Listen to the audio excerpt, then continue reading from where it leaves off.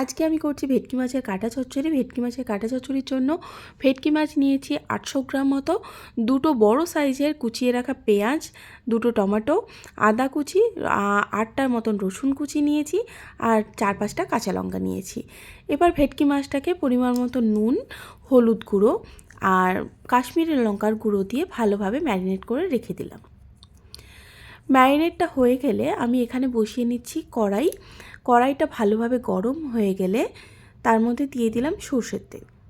সর্ষের তেলটা ভালোভাবে গরম হয়ে আসলে এরপর আমি একে একে মাছগুলোকে ছেড়ে দিচ্ছি। মাছের কাঁটাগুলোকে ভালোভাবে ভেজে নিচ্ছি।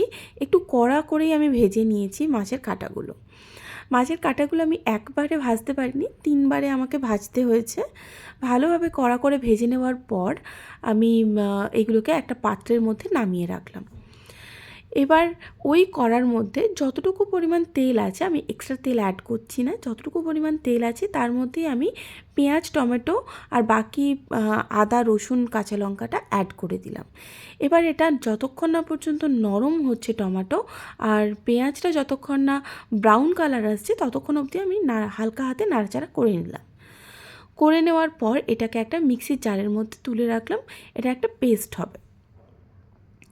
এবার আমি আবার কড়াটা গরম করে তাতে কিছুটা তেল অ্যাড করে ডুমো ডুমো করে কুচিয়ে রাখা আলুগুলোকে দিয়ে দিচ্ছি। আলুগুলোকে ভালোভাবে নাড়াচাড়া করে নিতে হবে পরিমাণ মতো নুন দিয়ে ভালোভাবে নাড়াচাড়া করে যতক্ষণ না পর্যন্ত আলুগুলো ভাজা ভাজা হয়ে আসছে ততক্ষণ অবধি ঢাকনা দিয়ে রান্না করে নিচ্ছি। আলুগুলো ভালোভাবে ভাজা হয়ে গেলে এর মধ্যে আমি অ্যাড করে দেবো বেগুন। ভালোভাবে নাড়াচাড়া করে নিতে হবে। এরপর আমি বেগুনটা ডুমো ডুমো করে কেটে রাখা বেগুনগুলো আমি অ্যাড করে দিচ্ছি। একটা বড় সাইজের বেগুন আমি নিয়েছি। বেগুনগুলো ভালোভাবে নাড়াচাড়া করে যতক্ষণ না পর্যন্ত নরম হচ্ছে ততক্ষণ অবধি আমি কুক করে নেব ঢাকনা দিয়ে। বেগুনগুলো কুক হয়ে যাওয়ার পর ঢাকনা খুলে আমি দেখে নিলাম যে বেগুনগুলো কুক হয়েছে কি না। তো নরম হয়ে এসেছে।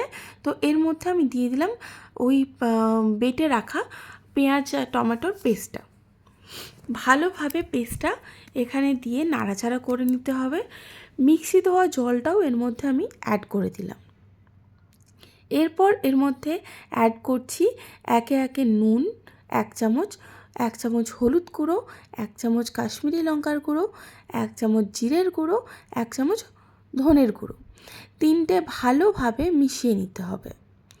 ভালোভাবে মশলাটাকে কষিয়ে নিতে হবে।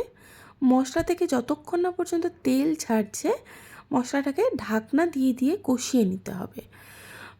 কষিয়ে নেওয়ার পর এর মধ্যে যতটা পরিমাণ জল দেওয়ার দরকার ততটা পরিমাণ জল দিতে হবে।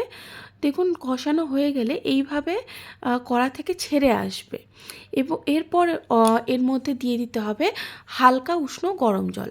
আমি পরিমাণ মতো একটু গরম জল দিয়ে নিয়েছি, প্রায় 250 ml মতন গরম জল আমি দিয়ে নিয়েছি। এরপর এটাকে ভালোভাবে মিশিয়ে যতক্ষণ না পর্যন্ত ফুট আসছে ততক্ষণ অবধি ওয়েট করলাম। ফুট এসে যাওয়ার পরে এর মধ্যে আমি দিয়ে দিচ্ছি মাছের কাঁটাগুলো। সুন্দরভাবে মাছের কাঁটাগুলো দিয়ে আমি ভালোভাবে মিশিয়ে নিচ্ছি। আচ্ছা, এর মধ্যে অ্যাড করতে হবে একটু সামান্য পরিমাণ চিনি, যেটা আমি বলতে ভুলে গিয়েছিলাম। একটু সামান্য পরিমাণ চিনি দিয়ে ভালোভাবে নাড়াচাড়া করে নিতে হবে। এবার মাছের কাঁটাগুলো দিয়ে ভালোভাবে ফুটিয়ে নিয়ে এর মধ্যে অ্যাড করে নিচ্ছি 1 চামচ পরিমাণ ঘি, একটু সামান্য গরম মশলা, আর আমার একটু ভাজা মশলা লাগে, জিরে আর গোলমরিচের একটা ভাজা মশলা আমি বানিয়ে রাখি অল টাইম, সেটা দিয়ে ভালোভাবে নাড়াচাড়া করে বাস রেডি। আমাদের পরিবেশন করে নিলেই কমপ্লিট।